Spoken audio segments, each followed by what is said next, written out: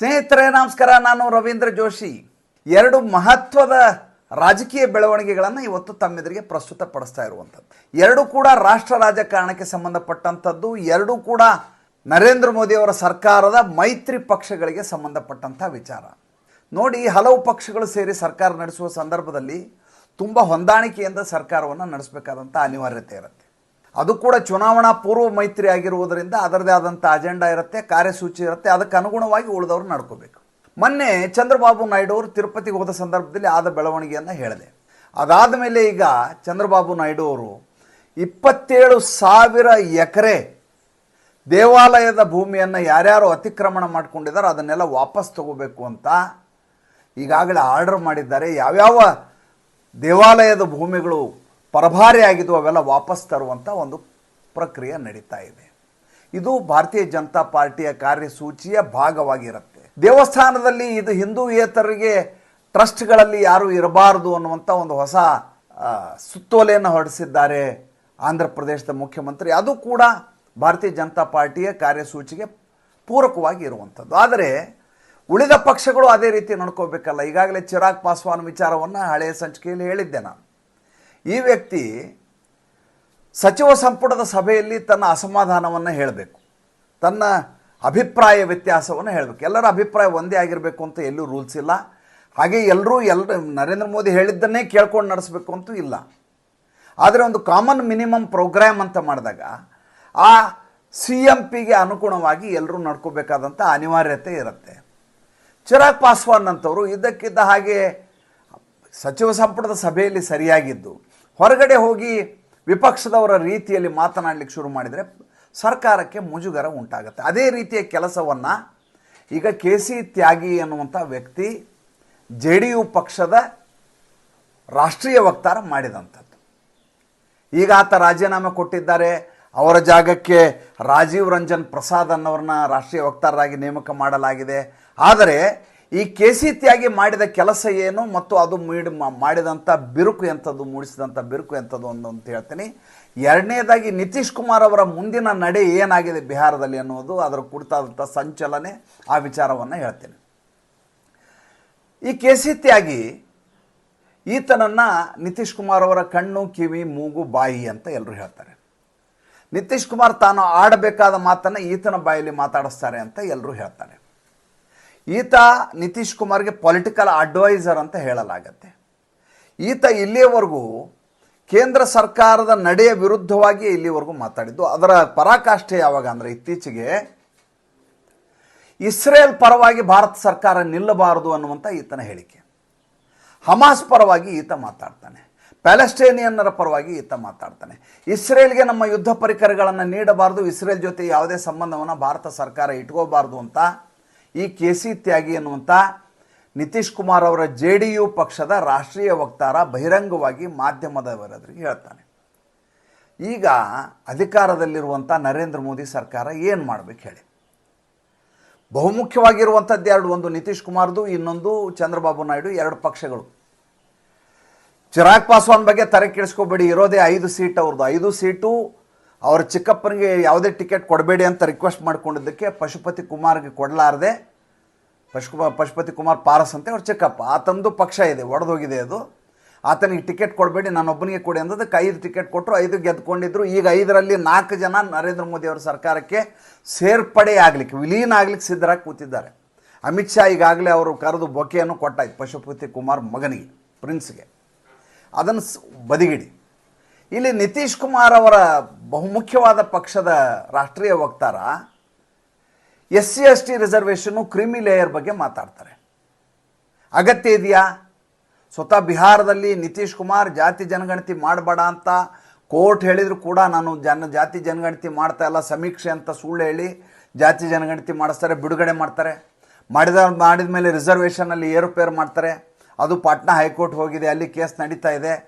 ಅದರ ಮಧ್ಯೆ ಕೇಂದ್ರ ಸರ್ಕಾರ ತೆಗೆದುಕೊಂಡಿರುವಂಥ ತೀರ್ಮಾನದ ಬಗ್ಗೆ ಈ KC ತ್ಯಾಗಿ ಮಾತಾಡ್ತಾನೆ. ಇನ್ನು ವಿಪಕ್ಷದ ಮೊಹಮ್ಮದ್ ಮೊಕ್ರಾನ್ ಮೌಲ್ವಿ ಅನ್ನುವಂಥ ಒಬ್ಬ ವ್ಯಕ್ತಿಯ ಜೊತೆ ಈತ ಒಂದು ಔತಣಕೂಟವನ್ನು ಏರ್ಪಡಿಸಿ ವಿಪಕ್ಷದವರ ಧ್ವನಿಯಾಗಿ ಈತ ಪತ್ರಿಕಾ ಹೇಳಿಕೆಯನ್ನು ನೀಡ್ತಾನೆ. ಯಾರು? KC ತ್ಯಾಗಿ. ಇದೆಲ್ಲವನ್ನು ಸಹಿಸಿಕೊಂಡು ನರೇಂದ್ರ ಮೋದಿ ಸರ್ಕಾರವನ್ನು ನಡೆಸ್ತಾರಾ? ಅಮಿತ್ ಶಾ ಇದಕ್ಕೆ ಒಪ್ಕೋತಾರ? ಹೆಂಗಾದರೂ ಆಗಲಿ ಸರ್ಕಾರ ನಡೀಲಿ ಅನ್ನುವಂಥ ಮನಸ್ಥಿತಿಯಲ್ಲಿ ಭಾರತೀಯ ಜನತಾ ಪಾರ್ಟಿಯ NDA ಸರ್ಕಾರ ಇದೆಯಾ? ನನಗನ್ಕೊಂಡ ಮಟ್ಟಿಗೆ ಇದು ಸಾಧ್ಯವೇ ಇಲ್ಲ ಅನ್ನುವಂಥದ್ದು.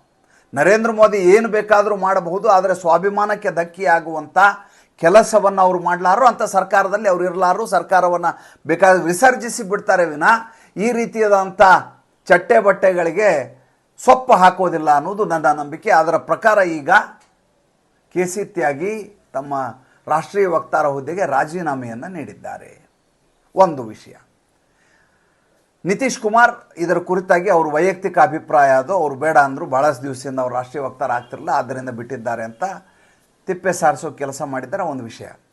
ಎರಡನೇದು, ನಿನ್ನೆ ಇಲ್ಲ ಮೊನ್ನೆ ತೇಜಸ್ವಿ ಯಾದವ್ ಮತ್ತು ನಿತೀಶ್ ಕುಮಾರ್ ಭೇಟಿಯಾಗ್ತಾರೆ ಬಿಹಾರದ ಪಾಟ್ನಾದಲ್ಲಿ. ಇಡೀ ಬಿಹಾರದಲ್ಲಿ ದೊಡ್ಡ ಮಟ್ಟಿಗೆ ಸಂಚಲನೆ ಉಂಟು ಮಾಡಿದಂಥ ವಿಷಯ ಇದು. ಏನು ಇದ್ದಕ್ಕಿದ್ದ ಹಾಗೆ ಈ ರೀತಿ ತೇಜಸ್ವಿ ಯಾದವ್ ನಿತೀಶ್ ಕುಮಾರ್ ಭೇಟಿಯಾಗಿದ್ದಾರಲ್ಲ, ಆ ಕಡೆ ನೋಡಿದರೆ KC ತ್ಯಾಗಿ ರಾಜೀನಾಮೆ ಕೊಟ್ಟಿದ್ದಾರೆ, ಈ ಕಡೆ ನೋಡಿದರೆ ತೇಜಸ್ವಿ ಯಾದವ್ ಭೇಟಿ ಆಗ್ತಾ ಇದ್ದಾರೆ. ಹಾಗಾದರೆ ಮತ್ತೆ ರಾಷ್ಟ್ರ ರಾಜಕಾರಣದಲ್ಲಿ ಏನಾದರೂ ವ್ಯತ್ಯಾಸ ಆಗತ್ತಾ? ಏಕೆಂದರೆ ಹಿಂದೆ ಸರ್ಕಾರ ರಚನೆಯ ಸಂದರ್ಭದಲ್ಲಿ ನಿತೀಶ್ ಕುಮಾರ್ ದಿಲ್ಲಿಗೆ ಬರಬೇಕಾದಂಥ ಸಂದರ್ಭದಲ್ಲಿ ವಿಸ್ತಾರ ಫ್ಲೈಟ್ನಲ್ಲಿ ಮುಂದೆ ಮತ್ತು ಹಿಂದಿನ ಸೀಟಿನಲ್ಲಿ ಕೂತು ನಿತೀಶ್ ಕುಮಾರ್ ಮತ್ತು ಈ ತೇಜಸ್ವಿ ಯಾದವ್ ಬಂದಿದ್ದರು. ತೇಜಸ್ವಿ ಯಾದವ್ ನಂತರ ಬಂದು ನಿತೀಶ್ ಕುಮಾರ್ ಪಕ್ಕದಲ್ಲಿ ಕೂತ್ಕೊಂಡ್ರು. ಹಿಂದ್ಗಡೆ ಕೂತ್ಕೊಂಡಂಥ ಫೋಟೋನೂ ವೈರಲ್ ಆಯಿತು, ಪಕ್ಕದಲ್ಲಿ ಬಂದು ಕೂತು ಮಾತಾಡ್ತಾ ಇರೋವಂಥ ಫೋಟೋನೂ ವೈರಲ್ ಆಯಿತು. ಹಾಗಾದರೆ ನಿತೀಶ್ ಕುಮಾರ್ ನರೇಂದ್ರ ಮೋದಿ ಅವರಿಗೆ ಬೆಂಬಲವನ್ನು ಘೋಷಿಸಲಾರದೆ ವಿಪಕ್ಷಗಳ ಜೊತೆ ಸೇರ್ಕೋತಾರ ಅಂತ ಆ ಸಂದರ್ಭದಲ್ಲಿ ಭಾಳ ದೊಡ್ಡ ಮಟ್ಟದಲ್ಲಿ ಸುದ್ದಿಯನ್ನು ಮಾಡಲಾಯಿತು. ಕೊನೆಗೆ ನಿತೀಶ್ ಕುಮಾರ್ ಅದಕ್ಕೆ ಸ್ಪಷ್ಟೀಕರಣ ಕೊಟ್ಟರು, ಅವ್ರು ಬಂದು ಫ್ಲೈಟಲ್ಲಿ ಕೂತರು ಅನ್ನೋ ಕಾರಣಕ್ಕೆ ಅವ್ರು ಸರ್ಕಾರಕ್ಕೆ ಹೋಗೋಕ್ಕಾಗಲ್ಲ, ವಿಪಕ್ಷದವ್ರು ಏನು ಕೆಲಸ ಮಾಡಿದ್ದಾರೆ ಅಂತ ಅವ್ರ ಜೊತೆ ಹೋಗಬೇಕು, ಅವ್ರು ಏನು ಅವ್ರ ಹಣೆ ಬಾರ ಅಂತ ನನಗೆ ಗೊತ್ತಿದೆ, ಮೋದಿ ಅವ್ರ ಪರವಾಗಿದ್ದೀನಿ ಅಂತ ಅವ್ರು ಹೇಳಿದರು. ಅಲ್ಲಿ ಮುಗೀತು. ಈ ಬಾರಿ ಆ ರೀತಿ ಭೇಟಿಯಾಗಿದ್ದನ್ನು ನೋಡಿ ರಾಜಕೀಯದ ಪಡಸಾಲಲ್ಲಿ ದೊಡ್ಡ ಚರ್ಚೆ. ವಾಸ್ತವವಾಗಿ ನಡೆದಿದ್ದೇನಪ್ಪ ಅಂತಂದರೆ, ಅಲ್ಲಿ ಒಬ್ಬ ಸೂಚನಾ ಆಯುಕ್ತನನ್ನು ನೇಮಕಾತಿ ಮಾಡಬೇಕು, ಅದಕ್ಕೆ ವಿಪಕ್ಷ ನಾಯಕನು ಇರಬೇಕು, ಮುಖ್ಯಮಂತ್ರಿ ಇರಬೇಕು ಅಂತ ಬಿಹಾರದಲ್ಲಿರುವಂಥ ವ್ಯವಸ್ಥೆ. ಆ ಮೀಟಿಂಗ್ನಲ್ಲಿ ಇಬ್ಬರು ಪಾಲ್ಗೊಳ್ಬೇಕು. ಆ ಮೀಟಿಂಗ್ನಲ್ಲಿ ಪಾಲ್ಗೊಳ್ಳಲಿಕ್ಕೆ ತೇಜಸ್ವಿ ಯಾದವ್ ನಿತೀಶ್ ಕುಮಾರ್ ಬಳಿ ಬಂದಿರ್ತಾರೆ. ಇದು ನಡಿಬೇಕಾದಂಥ ಕಲಾಪಗಳಿಗೆ ಅನುಗುಣವಾಗಿ ಆದಂಥ ಭೇಟಿ. ಆ ಭೇಟಿಯ ಹಿನ್ನೆಲೆಯಲ್ಲಿ ಇವತ್ತು ಎಲ್ಲರೂ ಸುದ್ದಿ ಮಾಡ್ತಾ ಇರೋದೇನೆಂದರೆ, ನಿತೀಶ್ ಕುಮಾರ್ ಯಾವ ಸಂದರ್ಭದಲ್ಲಿ ಬೇಕಾದರೂ ಮತ್ತೆ ಪಲ್ಟಿ ಹೊಡಿತಾರೆ, ಅವರು ಭಾರತೀಯ ಜನತಾ ಪಾರ್ಟಿಯ NDA ಈ ಒಕ್ಕೂಟದಲ್ಲಿ ಭಾಳ ದಿವಸ ಇರಲಿಕ್ಕೆ ಸಾಧ್ಯ ಇಲ್ಲ ಅಂತ ಒಂದು ಸುದ್ದಿಯನ್ನು ಮಾಡ್ತಾಯಿದ್ದಾರೆ.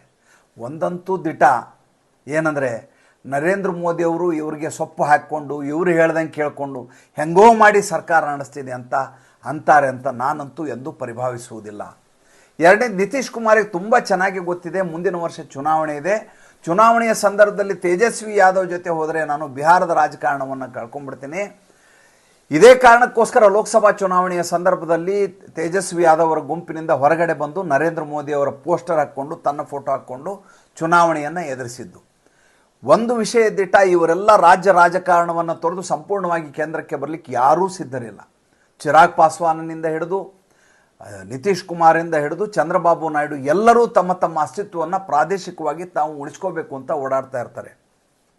ಯಾವುದೇ ಸಂದರ್ಭದಲ್ಲಿ ಕೇಂದ್ರಕ್ಕಾಗಿ ಮನೆಯನ್ನು ಕಳ್ಕೊಳ್ಳಿಕ್ಕೆ ಇಷ್ಟಪಡೋದಿಲ್ಲ.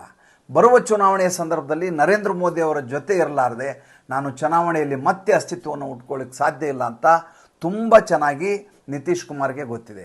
ಹೀಗಾಗಿ ಈ ಭೇಟಿ ಕೇವಲ ಚರ್ಚೆಗೆ ಮಾತ್ರ, ವದಂತಿಗೆ ಮಾತ್ರ ಸೀಮಿತ ಆಗಬಹುದೇ ವಿನಃ ಇದರಿಂದ ರಾಜಕೀಯವಾಗಿ ಯಾವುದೇ ತಲ್ಲಣಗಳಾಗುವ ಸಾಧ್ಯತೆಗಳು ಸದ್ಯಕ್ಕೆ ಕಾಣ್ತಾ ಇಲ್ಲ. ಒಂದು ವಿಷಯವಂತೂ ನಾವು ಯಾವತ್ತೂ ನೆನಪಿಡಬೇಕಾಗಿದ್ದೇನೆಂದರೆ, ಈ ಪ್ರಾದೇಶಿಕ ನಾಯಕರು ತಮ್ಮ ಪ್ರಾದೇಶಿಕ ವಿಷಯಗಳ ಬಗ್ಗೆ ಮಾತಾಡಲಾರದೆ ನ್ಯಾಷನಲ್ಲು ಇಂಟರ್ನ್ಯಾಷನಲ್ಲು ಜಿಯೋಪಾಲಿಟಿಕಲ್ ಮಾತಾಡಿ ನರೇಂದ್ರ ಮೋದಿಯವರು ಬ್ರೂನಿ ಸುಲ್ತಾನನನ್ನು ಭೇಟಿ ಆಗಬೇಕಾ, ಭೇಟಿ ಆಗಬಾರ್ದ, ಅವರು ಉಕ್ರೇನ್ ಹೋಗಬೇಕಾ, ಹೋಗಬಾರ್ದಾ, ಅವರು ರಷ್ಯಾ ಪುಟಿನನ್ನು ಭೇಟಿ ಆಗಬೇಕಾ, ಆಗಬಾರ್ದ ಅನ್ನೋದ್ರ ಕುರಿತು ಮಾತನಾಡಲಿಕ್ಕೆ ಶುರು ಮಾಡಿದರೆ ಸರ್ಕಾರ ನಡೆಸುವುದು ಯಾವತ್ತಿದ್ರೂ ಕಷ್ಟ ಆಗುತ್ತೆ. ಹೌದಲ್ವ? ದಯವಿಟ್ಟು ತಿಳಿಸಿ. ಸಂಚಿಕೆ ಇಷ್ಟ ಆಗಿದರೆ ಲೈಕ್ ಮಾಡಿ, ಫಾಲೋ ಮಾಡಿ, ಶೇರ್ ಮಾಡಿ. ನಮ್ಮ ಮುಕ್ತ ಪತ್ರಿಕೋದ್ಯಮಕ್ಕೆ ದಯವಿಟ್ಟು ಆರ್ಥಿಕವಾಗಿ ಬೆಂಗಾವಲಾಗಿ. ಕೆಳಗಡೆ ಗೂಗಲ್ ಪೇ, ಫೋನ್ಪೇ, ಪೇಟಿಎಮ್ ನಂಬರ್ಗಳಿವೆ. ನಿಮ್ಮ ಆರ್ಥಿಕ ಸಹಾಯದಿಂದ ನಮ್ಮ ಈ ಅಭಿಯಾನ. ನಮಸ್ಕಾರ.